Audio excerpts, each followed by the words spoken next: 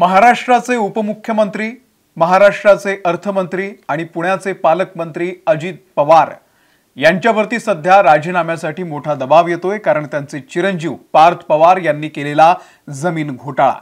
आता हा जमीन घोटाळा प्रकरण आपल्या सगळ्यांना माहिती आहे. कोरेगाव पार्क मुंडवा या परिसरामध्ये म्हणजे पुण्यातला आजच्या घडीला सर्वात उच्चभ्रू सर्वात महागडा भाग असलेल्या या परिसरामध्ये 40 एकराची जमीन बेकायदेशीरपणे बळकावल्याचा पार्थ पवार यांच्यावरती आरोप आहे. सरकारी जमीन लाटल्याचा प्रकार आहे. खोटी कागदपत्र त्यासाठी तयार करण्यात आली असाही आरोप होतोय आणि 300 कोटींचा हा सगळा व्यवहार होता. वास्तविक पाहता जमीन आहे 1800 कोटी रुपयांची. याचा अर्थ कितीतरी कमी किमतीमध्ये ही सगळी जमीन लाटण्याचा प्रकार होता आणि यामध्ये सरकारी यंत्रणा सुद्धा सामील होती, हे सुद्धा आता वारंवार दिसून आलेलं आहे.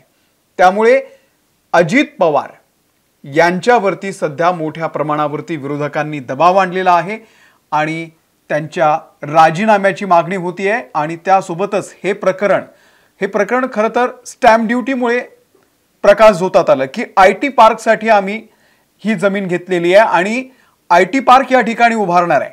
जसं आपल्याला माहिती आहे कोरेगाव पार्क हा अत्यंत उच्चभ्रू भाग आहे. त्याच्या बाजूला हडपसरमध्ये जर आपण गेलो तर अमेनोरा टाउन आहेत किंवा हडपसरमध्येच आपल्याला सगळ्यांना माहिती आहे एक मोठा IT पार्क सुद्धा आहे. हिंजवडीला IT पार्क आहे आणि तशाच पद्धतीचा IT पार्क आपल्याला या कोरेगाव पार्क मुंडवा या परिसरामध्ये उभारायचा आहे. आणि त्यासाठी त्यांनी सरकार दरबारी एक योजना म्हणून स्टॅम्प ड्युटी 21 कोटी रुपयांची स्टॅम्प ड्युटी सुद्धा रद्द करून घेतली.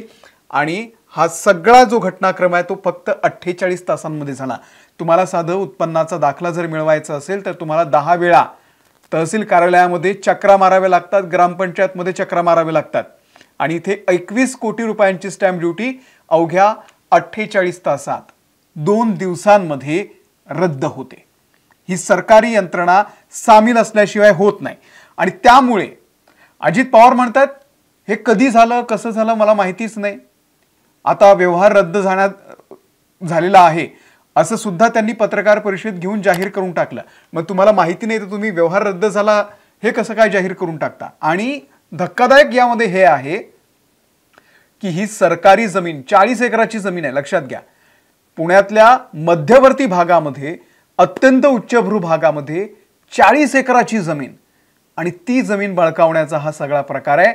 आणि अजितदादा पवार यांना माहिती नाहीये 300 कोटींचा व्यवहार त्यांच्या मुलानं केलेला आहे, पण अजित पवार यांना ते माहिती नाहीये. तुमचाही विश्वास बसेल का यावर? कोणाचाही विश्वास बसणार नाही. पण अजित पवार म्हणतायत मला हे माहितीच नाही. आता पार्थ पवार यांनी 300 कोटींचा हा व्यवहार केला. 99% त्यांची या सगळ्या व्यवहारामध्ये भागीदारी आहे. अमेडा LLP नावाची जी कंपनी आहे त्या कंपनीचे 99% मालक पार्थ पवार आहे. 1% मालक जो आहे 1% जी भागीदारी आहे ते त्यांचे मामे भाऊ दिग्विजय पाटील यांच्याकडे आहे. आणि त्या दिग्विजय पाटील यांना सही करण्याचे अधिकार पार्थ पवार यांनी दिलेले आहे. त्या संदर्भातलं पत्र देखील त्या सगळ्या खरेदी खतासोबत जोडलेलं होतं. आणि त्यामुळे त्या 1% मालक असलेल्यावरती गुन्हा दाखल होतो, पण पार्थ पवार यांच्यावरती गुन्हा दाखल होत नाही. आणि अजित पवार हे पुण्याचे पालकमंत्री आहेत. व्यवहार झाला मे-जून मध्ये, आज नोव्हेंबर आलेला आहे, 4 महिने झालेले आहे आणि अजित पवार पुण्याचे पालकमंत्री असताना त्यांना या संदर्भातली काहीच माहिती नाही. त्यांच्या घरातल्या व्यक्तीनं त्यांच्या मुलानं 300 कोटींचा व्यवहार केला आणि त्यांना माहिती नाही. पटेल रुचेल असं काहीतरी कारण अजित पवार यांनी देणं अपेक्षित होतं, परंतु त्यांना ते अजिबात जमलेलं नाहीये. आणि याच प्रकरणामध्ये यंत्रणा सुद्धा पार्थ पवार यांना मदत करत होती, हे वारंवार दिसून येते. आणि त्यामुळे आता अजित पवार यांना पदापासून दूर जावं यासाठी दबाव येतोय. कारण जी समिती नेमलेली आहे त्या समितीवर सुद्धा अनेकांनी प्रश्नचिन्ह उपस्थित केलेले आहे की त्या समितीमध्ये जे लोक आहेत 5 की 6 जणांची ती समिती आहे, त्यातलेच लोक या सगळ्या व्यवहारामध्ये गुंतलेले आहेत आणि ते काय निष्पक्षपणे या सगळ्या व्यवहाराची चौकशी करणार आहेत. जिल्हाधिकाऱ्यांवरती सुद्धा सवाल आहेत. आणि त्यामुळे एकंदरीतच आता हे सगळं प्रकरण अजित पवार यांच्या अंगलट येणार आहे। स्थानिक स्वराज्य संस्थांच्या निवडणुका आहे आणि स्थानिक स्वराज्य संस्थांच्या निवडणुकांना सामोरं जाताना अर्थात अजित पवार यांच्यावरती 70,000 कोटींचा घोटाळ्याचा आरोप आपल्या सगळ्यांना माहिती आहे। आम्ही जे काही व्हिडिओ आतापर्यंत केले त्या व्हिडिओच्या खाली लोक कमेंट करतात की आजपर्यंत अजित पवार यांनी 70,000 कोटी रुपयांचा घोटाळा पचवलेला आहे। हे काय 1800 आणि 300 कोटींचं लावून बसलात तुम्ही? अशा भयंकर कमेंट येत आहेत। म्हणजे एक भ्रष्ट नेते म्हणून अजित पवार यांची इमेज आजही पुसली गेलेली नाहीये। भलेही ते केस आज बंद झालेली असेल, अजित पवार देवेंद्र फडणवीस यांच्या सोबत जाऊन बसलेले असतील आणि त्यामुळे ती केस बंद झालेली असेल कदाचित, पण लोकांच्या मनामध्ये आजही तो घोटाळा, त्या ज्या घटना आहेत त्या विसरलेले नाहीयेत लोक। कारण हेच देवेंद्र फडणवीस म्हणायचे माझ्याकडे गाडी भरून पुरावे आहेत आणि अचानक एकदा दोनदा तीनदा अजित पवार यांच्यासोबत देवेंद्र फडणवीस हे शपथविधी करतात। यालाच राजकारण म्हणतात। आणि त्यामुळे आता ज्या स्थानिक स्वराज्य संस्थांच्या निवडणुका आहेत त्या स्थानिक स्वराज्य संस्थांच्या निवडणुकांना सामोरं जाताना देवेंद्र फडणवीस यांची सुद्धा इमेज आता मलिन होतीये।